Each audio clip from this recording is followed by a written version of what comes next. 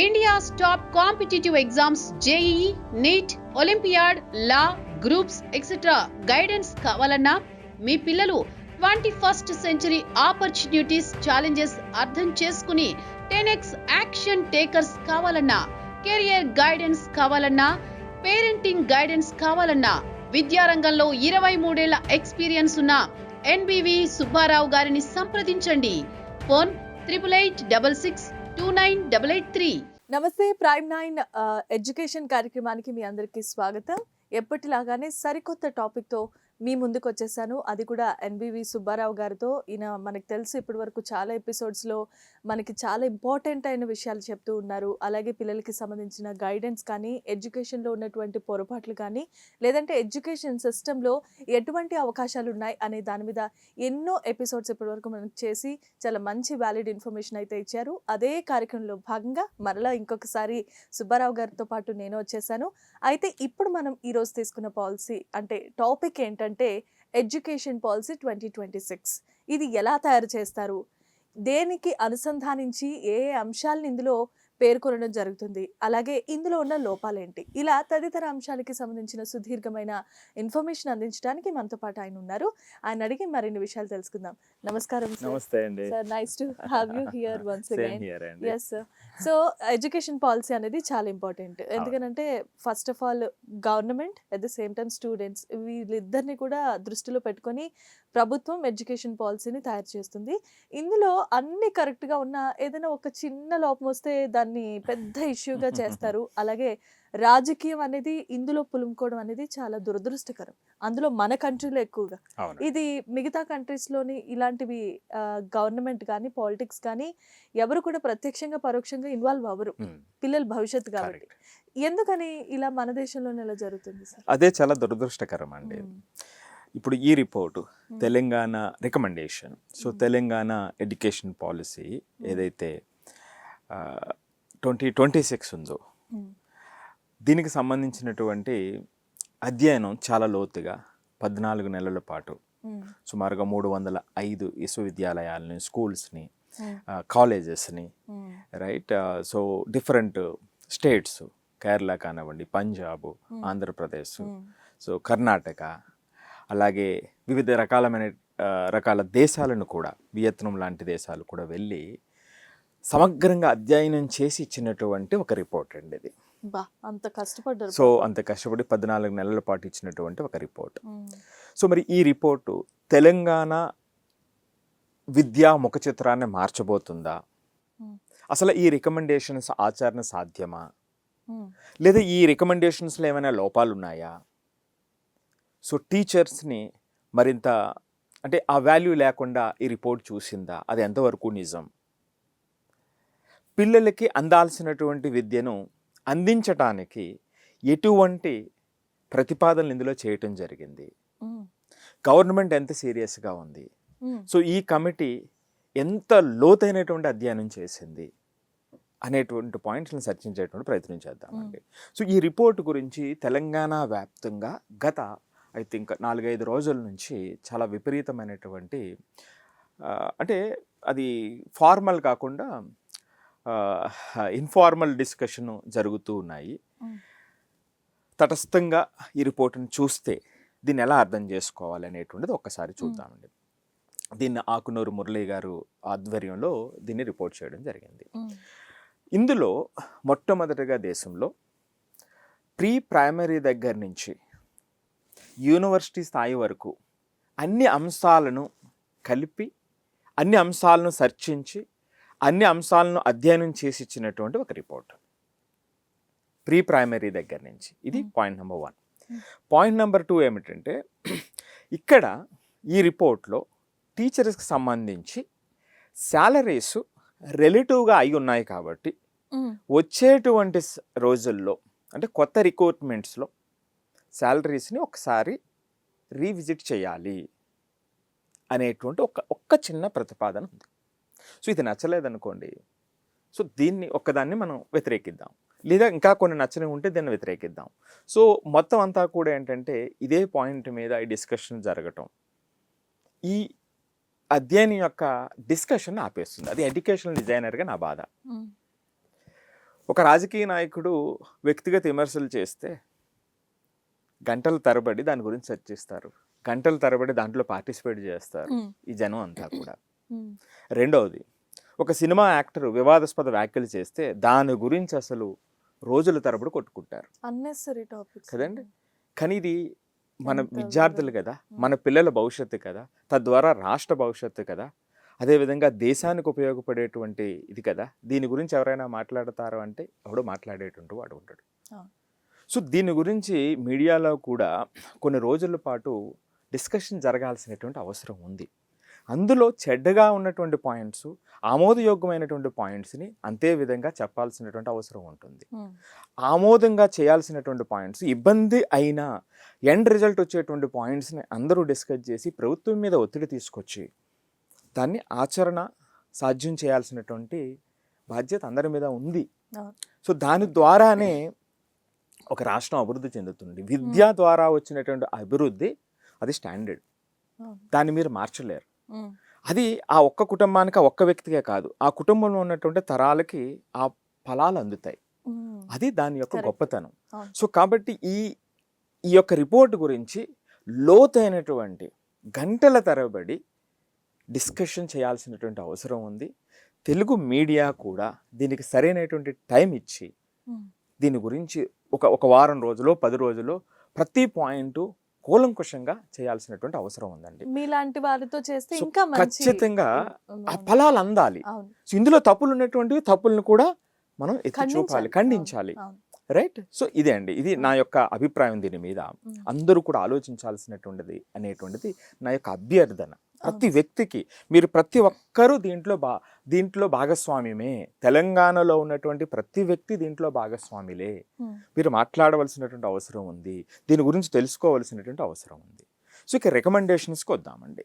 అంటే చాలా పెద్ద రిపోర్టు, 354 పేజీల రిపోర్టు. అందులో సుమారు 434 రికమెండేషన్స్ ఆయన ఇచ్చారు, ఆ కమిటీ ఇచ్చింది. సో దీంట్లో కొన్ని ఇంపార్టెంట్ పాయింట్స్ ఏమిటంటే, మొట్టమొదటిగా అప్రిషియేట్ చేయాల్సినటువంటిది, ఇప్పుడు వరకు కూడా తెలంగాణ బడ్జెట్లో 7.9% మాత్రమే విద్యకి కేటాయించింది. అంటే సుమారు 3 లక్షల కోట్ల బడ్జెట్ ఉంటే 24,174 కోట్ల రూపాయలు విద్యకి కేటాయిస్తున్నారు. దీన్ని 18%కి తీసుకెళ్ళాలి అనేటువంటి ఫస్ట్ రికమెండేషన్. సో డబ్బులు లేకపోతే ఇన్ఫ్రాస్ట్రక్చర్ ఎట్లా వస్తుంది, మనం అనుకుని ఎలా సాధించగలుగుతాం అనేటువంటిది first point. The second point ఏమిటంటే అండి, ప్రీ ప్రైమరీలో అంటే అంగన్వాడీ స్కూల్స్ ఉంటాయి. నేను చెప్పాను కదా, ప్రీ ప్రైమరీ దగ్గర నుంచి యూనివర్సిటీ స్థాయి వరకు అన్ని అంశాలను కూడా రిపోర్ట్ చర్చించింది అని. అంగన్వాడీ చూస్తాం, అంగన్వాడీలో ఏంటి, భోజనం పెట్టడం లేకపోతే ఇట్లాంటివి చేస్తాం. అక్కడ మనకి లెర్నింగ్ యాక్టివిటీస్ రావాలి. అంటే బయట ఇప్పుడు హైదరాబాద్ సిటీలో తీసుకుంటే ప్రీ స్కూల్స్లో జాయిన్ చేస్తారు 2.5 సంవత్సరాలు వచ్చేటప్పటికి. సో ఆ విధంగా ఇప్పుడు కానీ మన రూరల్లో ఏమవుతుంది, పాపం 5th ఇయర్ 6th ఇయర్ వరకు కూడా వాళ్ళు జాయిన్ చెయ్యరు. సో మరి వీళ్ళు ఈ 3 సంవత్సరాలు వెనకబడుతున్నారు. సో ప్రభుత్వ పరంగా మనకు ఆ ఈక్విటీని మనం ఇవ్వాలి కాబట్టి ఆ ప్రీ ప్రైమరీ అంగన్వాడీ ఏదైతే ఉందో దాన్ని ఏంటంటే ప్రీ ప్రైమరీ కింద తీసుకుని అక్కడి నుంచే కూడా ప్లే లెర్నింగ్ అనేటువంటిది స్టార్ట్ చేయాలి అనేటువంటిది మరొక ఇంపార్టెంట్ రికమెండేషన్. మూడవది, నర్సరీ నుంచి కూడా ఇంగ్లీష్ మీడియంని ఇంట్రడ్యూస్ చేయాలి. సో మరి ఇది చేస్తే ఉపయోగమా కాదా అనేటువంటిది వేరే డిస్కషన్. అది ఎటువంటి అనర్థాలు వస్తాయి, ఎటువంటి ఫలితాలు వస్తాయి, ఫలితాలు రావాలంటే ఎటువంటి సేఫ్ గార్డ్ చేయాలి అటువంటి పెట్టినప్పుడు, అంటే మనకు ఉన్నటువంటి ఎన్వైరన్మెంట్లో అనేటువంటిది వేరే డిస్కషన్, అది వేరే టాపిక్. సో నర్సరీ నుంచి కూడా ఇంగ్లీష్ మీడియం పెట్టాలి. నెక్స్ట్ మరొక రికమెండేషన్, మనకి తెలంగాణ పబ్లిక్ స్కూల్స్ అనేటువంటివి స్టార్ట్ చేయాలి. అంటే సుమారుగా 1500 నుంచి 2000 మంది స్ట్రెంత్ ఉండేటువంటి విధంగా పెద్ద పెద్ద స్కూల్స్ స్టార్ట్ చేయాలి. చిన్న చిన్న స్కూల్స్ని మెర్జ్ చేసేసి ఒక 4-5 గ్రామాలకు కలిపి ఒక స్కూల్ ఉండేటట్టుగా, ఒక 2000 మంది కెపాసిటీ ఉండేటువంటి విధంగా ఇన్ఫ్రాస్ట్రక్చర్ని డిజైన్ చేయాలి. సో ఎందుకు 2000 మందితో అంత పెద్దగా చేయాలి, చిన్నగా ఉంటే బాగుంటుంది కదా అనేటువంటి డిస్కషన్ ఉంటుంది. అది ఎందుకు అనేటువంటి కారణాలు కూడా ఆయన చెప్పడం జరిగింది. సో ఇదొకటి. నెక్స్ట్ ఇక ఇంటర్మీడియట్కి వచ్చేటప్పటికి board of intermediate secondary school education రెండింటిని కంబైన్ చేయాలి. సో ఇది సిమిలర్ టు ఎన్ఈపి కూడా, అంటే 9th 10th 11th 12th ఈ 4 కూడా ఒకే ఫ్లోలో ఉండాలి అనేటువంటిది అక్కడ చెప్తుంది. వీళ్ళకి కూడా అది రికమెండ్ చేశారు. దీంట్లో 11th క్లాస్ ఎగ్జామ్స్ని తీసేయాలి. అలాగే ఎంసెట్ ఏపీ సెట్ అని ఏదైతే అంటామో దాన్ని కూడా అబాలిష్ చేసి మార్కుల పరంగా ఇవ్వాలి. సో దీని మీద కూడా కొంత విమర్శలు రావటం, డిస్కషన్ జరగాలి, అటువంటి డిస్కషన్ జరగాలి. సో ఇది ఒక రికమెండేషన్. ఇంకా హైయర్ ఎడ్యుకేషన్లో ఇన్ఫ్రాస్ట్రక్చర్ పెంచడం కోసం డిగ్రీ కాలేజెస్లో డిగ్రీ లెక్చరర్స్ సుమారుగా 3000 పైన ఉన్నటువంటి పోస్టులని డిసెంబర్ 2026 కల్లా వెనువెంటనే రిక్రూట్ చేయాలి అనేటువంటి ప్రతిపాదనలు ఉన్నాయి. సో ఈ విధంగా అంటే ఇందులో కొన్ని ప్రతిపాదనలు ఇవి వాళ్ళు చేసినటువంటి ప్రతిపాదనలు. సో ఇలాంటి మంచి ప్రతిపాదనలు ఉన్నాయి. మరి దీంట్లో ఇక్కడ మనకు వచ్చేటువంటి ఇబ్బందులు ఏమిటంటే కాంట్రవర్సీ ఏమిటి? ఇప్పుడు నేను చెప్పినటువంటి వాటిల్లో 1500 నుంచి 2000 మంది పిల్లల్ని ఒకచోట ఎందుకు పెట్టాలి? రైట్, ఇదివరకు అండి కుటారి కమిషన్ అని ఉంటుంది. ఆ టైంలో ఏంటంటే 40-50 సంవత్సరాల క్రితం విద్యను అందించడం ముఖ్యం. అందుకని ప్రతి విలేజ్లో ఒక ప్రీ ప్రైమరీ స్కూల్ ఉండాలి, ఒక ప్రైమరీ స్కూల్ ఉండాలని, ప్రతి 3 కిలోమీటర్లకి యూపీ స్కూల్ ఉండాలని, ప్రతి 5 కిలోమీటర్లకి హై స్కూల్ ఉండాలనేటువంటిది అప్పుడు ప్రతిపాదనలు. అంటే అప్పుడు విద్య అందకుండా ఉన్నటువంటి సందర్భం. విద్యను ప్రతి ఒక్కరికి అందించాలి అంటే మరింత దగ్గరికి తీసుకెళ్ళాలి అనేటువంటిది. కానీ ఇప్పుడు సందర్భం ఏమనుకుంటున్నారు? విద్యను అందించడం కాదు, విద్యలో నాణ్యతను పెంచడం. సో ఆ విద్యలో నాణ్యతను పెంచడానికి ఇంత ఎక్కువ మంది ఉండే చోట, అంటే ఒకే చోట పెద్దగా ఇన్ఫ్రాస్ట్రక్చర్ అది ఇచ్చి వాళ్ళకి curricular activities, extra curricular activities మొత్తం కంప్లీట్గా అన్నీ ఇచ్చి ఒక చోట పెట్టాలి అనేటువంటి దాంట్లో ఉద్దేశం ఏమిటంటే వాళ్ళకి ఇటువంటి పరిస్థితి ఉండేటప్పుడు అక్కడ నాన్ టీచింగ్ యాక్టివిటీస్ ఏదైతే ఉంటాయో, అంటే మెయింటెనెన్స్ యాక్టివిటీస్ ఏదైతే ఉంటాయో దీనిని వేరే వాళ్ళకి అప్పగించడానికి అవకాశం ఉంటుంది. సో ఇప్పుడు టీచర్స్కి ఫస్ట్ కంప్లైంట్ ఏమిటండి? గవర్నమెంట్ స్కూల్స్లో ఫస్ట్ కంప్లైంట్ ఏమిటి? మా టీచింగ్ యాక్టివిటీ కాకుండా ఎడిషనల్ యాక్టివిటీ ఎక్కువైపోతుంది. రైట్, సో అంటే ఈ రిపోర్ట్స్ రాయటం, ఆ రిపోర్ట్స్ రాయటం, మిడ్ డే మీల్స్కి సంబంధించినటువంటి సూపర్విజన్ చేయటం. రైట్, సో అంతేకాకుండా చాలా యాక్టివిటీస్లో వీళ్ళని మాత్రమే మొట్టమొదటిగా ఇన్వాల్వ్ చేయటం. సో ఈ నాన్ టీచింగ్ యాక్టివిటీ ఎక్కువైపోతుంది, టీచింగ్ యాక్టివిటీ తక్కువ అవుతుంది. సో ఈ మిడ్ డే మీల్స్కి వచ్చిన తర్వాత మరింత ఎక్కువ అయింది అనేటువంటిది. సో దాంట్లో భాగంగా ఏంటంటే వీళ్ళు చేసినటువంటి రికమెండేషన్స్లో ఆ పని తగ్గాలి టీచర్స్కి. ఇది ఎవరు చూడట్లేదు, ఈ డిస్కషన్ ఎవరికి. సో అది తగ్గాలి. ఇప్పుడు సపోజ్ అక్కడ ఉన్నటువంటి ఇన్ఫ్రాస్ట్రక్చర్ని ఇది చేయడానికి ఒక ఎస్టేట్ మేనేజర్ ఒకరిని పెట్టండి అని రికమెండేషన్లో ఉంది. సో ఈ మిడ్ డే మీల్స్కి సంబంధించి ఇలాంటి యాక్టివిటీస్ అన్నీ చూడటానికి ఒక స్పెషల్, అంటే నాన్ టీచింగ్ యాక్టివిటీస్ నుంచి టీచర్ని దూరం చేయాలి అనేటువంటిది కీలకమైనటువంటి ఒక అంశం కూడా ఇందులో ఉంది. రైట్, ఇక రెండవది ఇప్పుడు కాంట్రవర్సీ వస్తున్నటువంటిది ఏమిటి? టీచర్స్ యొక్క శాలరీ రిలేటివ్గా అయి ఉంది. సో దీన్ని మరలా నెక్స్ట్ రిక్రూట్మెంట్ చేసేటప్పుడు దీన్ని మళ్ళీ ఆలోచించాలి అనేటువంటి ఒక ప్రతిపాదన ఉంది. దీన్ని నేను కూడా పూర్తిగా వ్యతిరేకిస్తా. ఎందుకు వ్యతిరేకిస్తానంటే విద్య అనేటువంటిది చాలా ప్రధానమైనటువంటి అంశం అయినప్పుడు, సమాజ నిర్మాణానికి అది మొట్టమొదటి పిల్లర్ అయినప్పుడు టీచర్స్కి ఎంత చక్కగా మనం చూసుకోగలిగితే, వాళ్ళు చక్కగా చూసుకున్న తర్వాత వాళ్ళు అందించేటువంటి సర్వీసు, ఆ అవుట్కమ్ బేస్డ్ సర్వీస్ మనం ఇచ్చినప్పుడు అది ఆ సమాజానికి మరింత అందాన్ని తీసుకొస్తుంది. రైట్, దానికి లాంగ్ రన్లో దాని యొక్క ఫలితాలు వస్తాయి. టీచర్ని శాలరీ అంటే ఆయన రికమెండేషన్, ఆయన ఒక ఇంటర్వ్యూ కూడా నేను విన్నాను, మురళీ గారి ఇంటర్వ్యూ. ఎందుకు ఇవ్వటం జరిగింది అన్నప్పుడు రిలేటివ్గా నేను చూశాను. ఒక టీచర్గా ఇప్పుడు ఉన్నటువంటి శాలరీ, ప్రైవేట్ స్కూల్స్లో ఉన్న శాలరీ, ఈ రెండింటి మధ్య వ్యత్యాసం ఉంది. కాబట్టి ఈ అమౌంట్ ఇక్కడ తగ్గితే ఇన్ఫ్రాస్ట్రక్చర్కి, గవర్నమెంట్కి ఆ అమౌంట్ని కొంచెం ఎక్కువ అక్కడ పెంచడానికి అవకాశం ఉంటుంది అనేటువంటి ఆయన అభిప్రాయాన్ని, అంటే ఆయన దాన్ని రీవిజిట్ చేయాలి అనేటువంటి ప్రతిపాదన ఆయన ఒప్పుకున్నారు.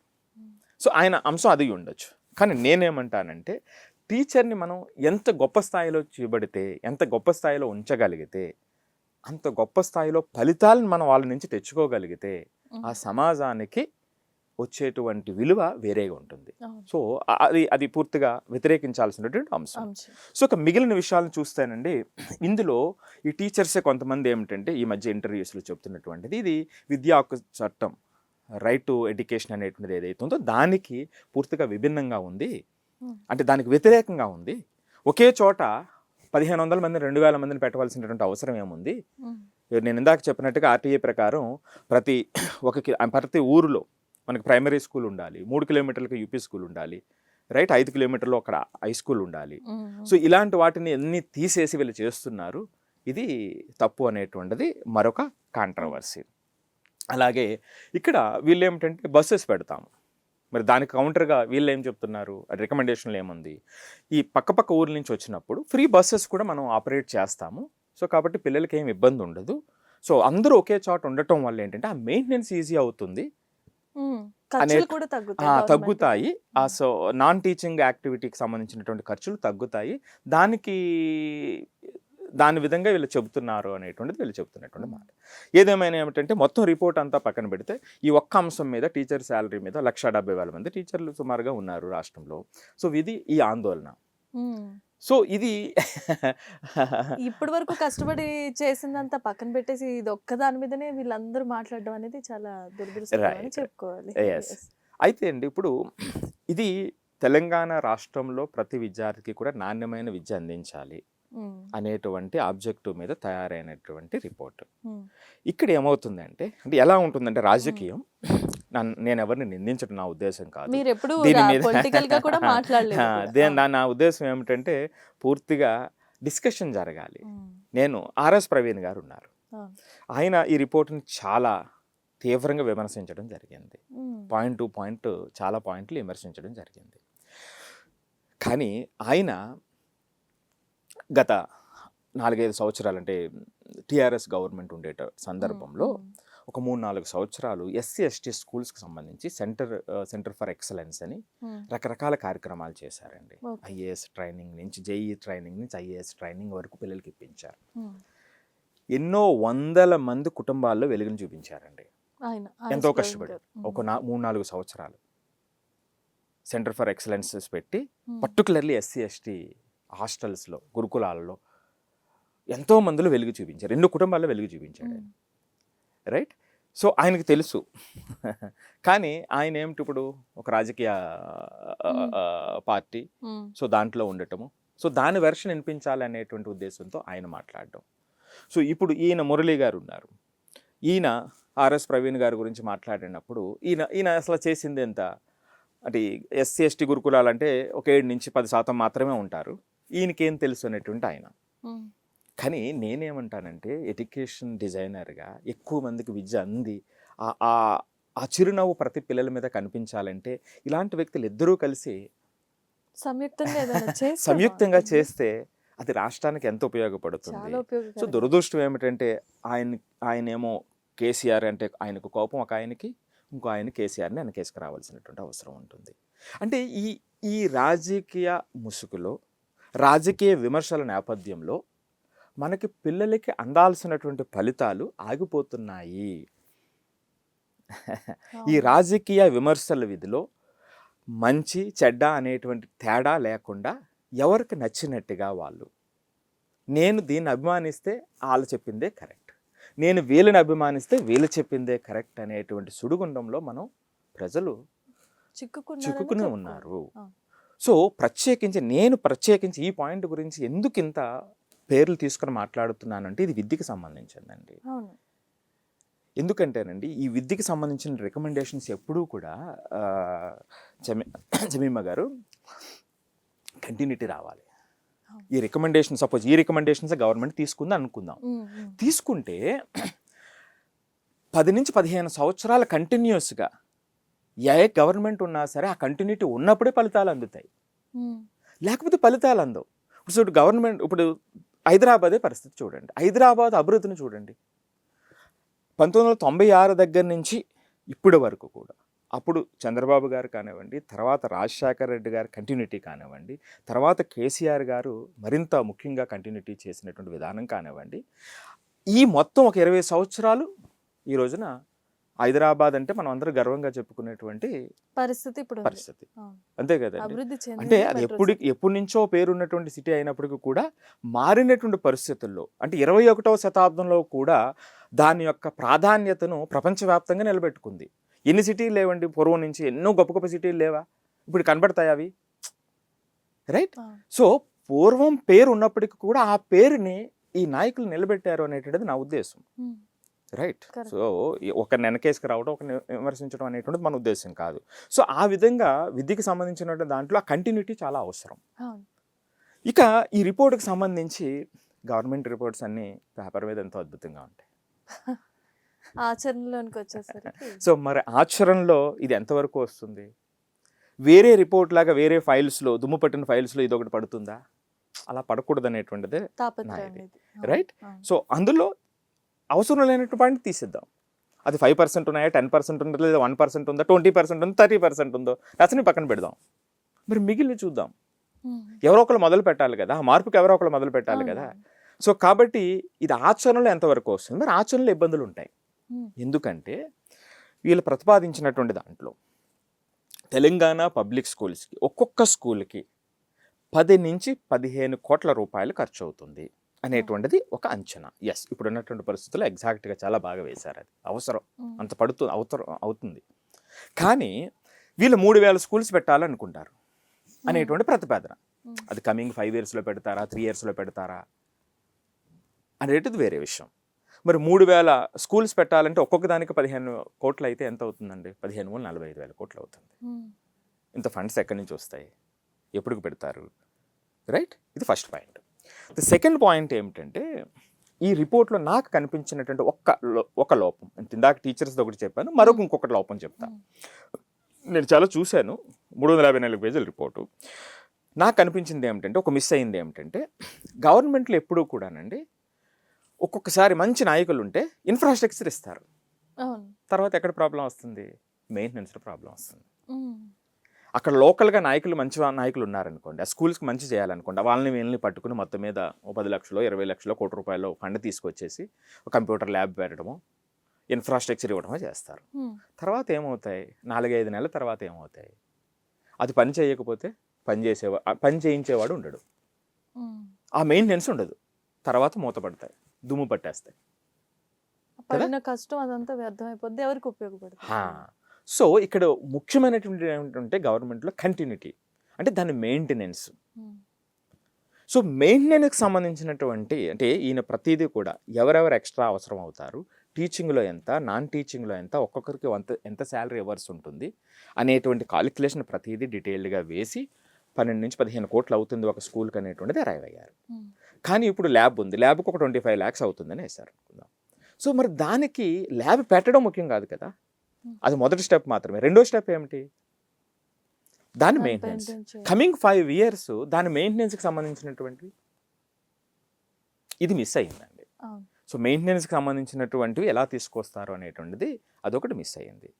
ఇక మూడవది ఏమిటంటే అండి, గవర్నమెంట్స్ ఇప్పుడు ఇంతంత అమౌంట్స్ పెట్టేటువంటి పరిస్థితిలో ఉన్నాయా లేదు అనేటువంటిది. అంటే వాళ్ళే ఇప్పుడు open గా ఏంటంటే ఈ చెప్తున్నారు. రిపోర్ట్ చూసిన వెంటనే సీఎం రేవంత్ రెడ్డి గారు ఇమీడియట్గా 100 నియోజకవర్గాల్లో 200 స్కూల్స్ TPS అంటే తెలంగాణ పబ్లిక్ స్కూల్ చేసేద్దాం అనేటువంటిది మాట ఇచ్చారు అనేటువంటిది చెప్తూ ఉన్నారు.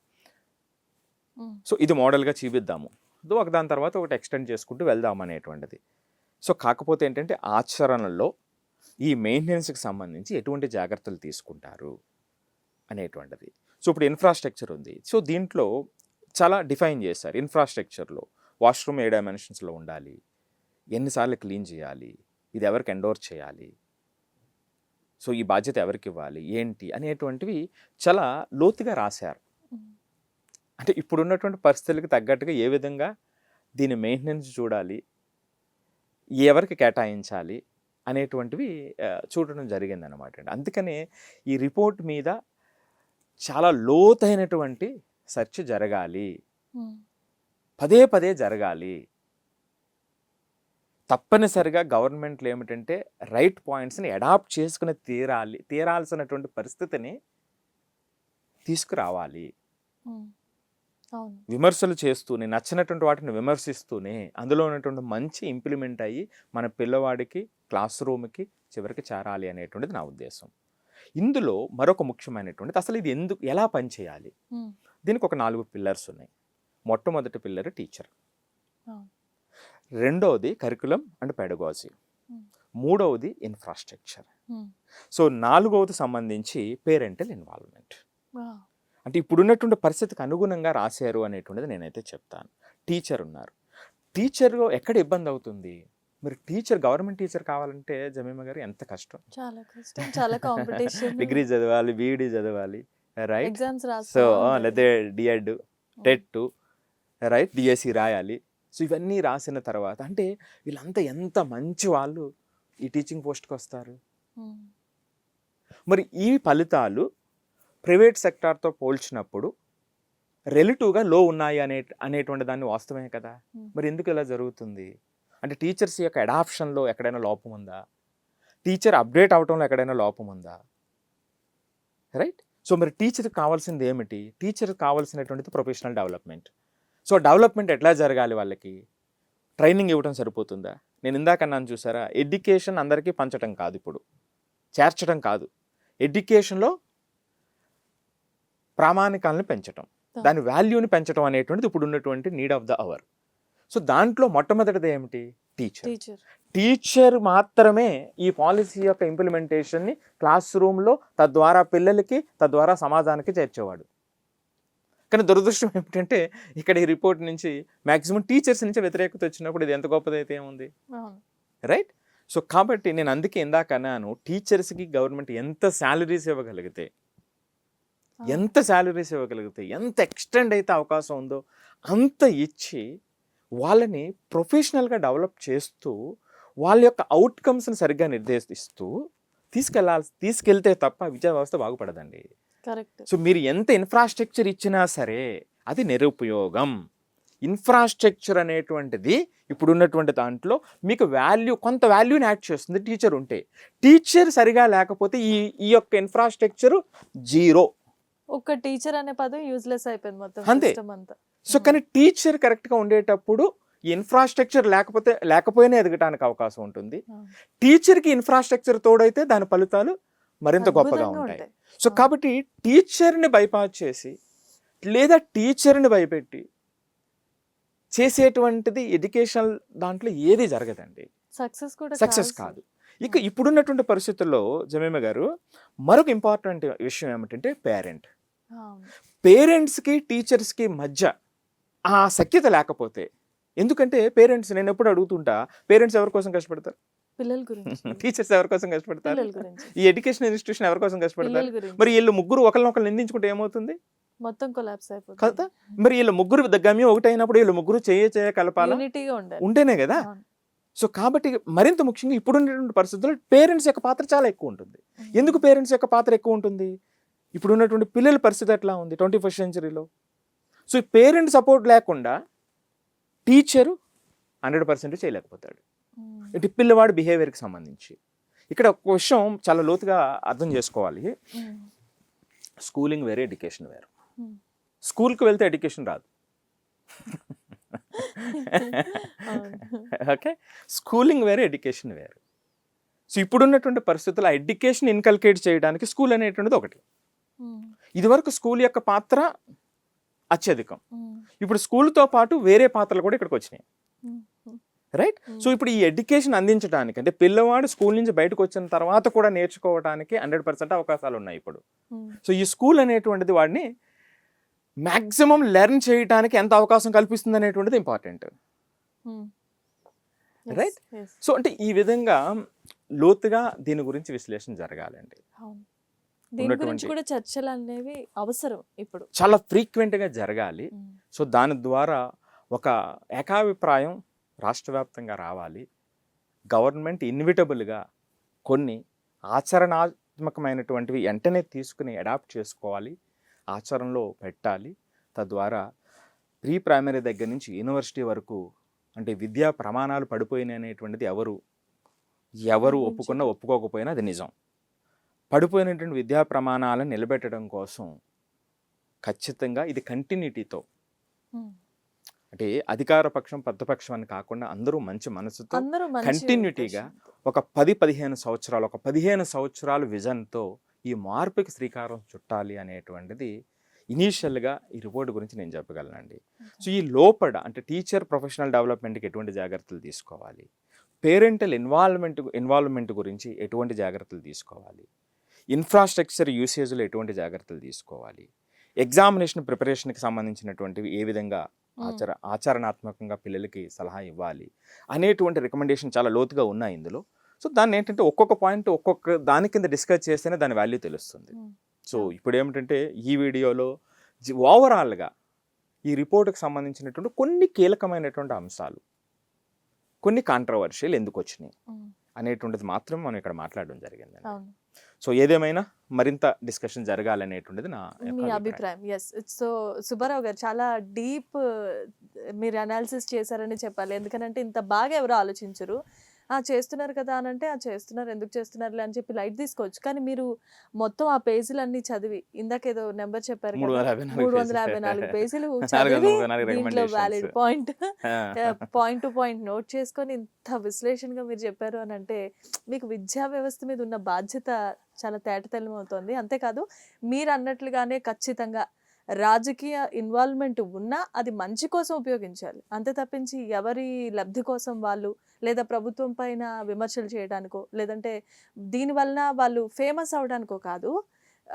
విద్యకి మన దేశ పౌరులు పిల్లలు చదువు బాగుంటేనే దేశం బాగుంటుంది. ఇది మనం చెప్తాం కానీ ఈ ఆచరణలోకి వచ్చేసరికి అటు ప్రభుత్వం ఇది ఏంటంటే ఇప్పుడు మీరు చెప్పారు ఇందాక ఆర్ఎస్ ప్రవీణ్ గారి గురించి, అది మంచి విషయమే, ఆయన మంచి విషయాలే చేయొచ్చు. కానీ ఒకరికి సపోర్ట్ చేసి ఇంకొకరికి యాంటీ అవడం వల్ల ఏంటంటే అది ఇక్కడ టాపిక్ విద్య గురించి అయినా తర్వాత పరస్పరం వాళ్ళ వ్యక్తిగత దూషణలకి దారితీస్తుంది. అది కాంట్రవర్సీ. సో అలా కాకూడదు. అలాగ అల్టిమేట్గా ఎవరు నష్టపోతారు ఆ సందర్భంలో? మన పిల్లలే నష్టపోతారు. కాబట్టి ఎవరైనా సరే దీంట్లో ఇంకొక విషయం చెప్పిన విషయం ఏంటంటే పిల్లలు గురించి పేరెంట్స్ కష్టపడతారు, టీచర్స్ కూడా పిల్లల గురించే కష్టపడతారు, గవర్నమెంట్ కూడా పిల్లల గురించే ఇవన్నీ. కానీ ఎండ్ ఆఫ్ ది డే వచ్చేసరికి ఈ ముగ్గురు త్రిముఖ పోరు అన్నట్టు జరుగుతుంటుంది.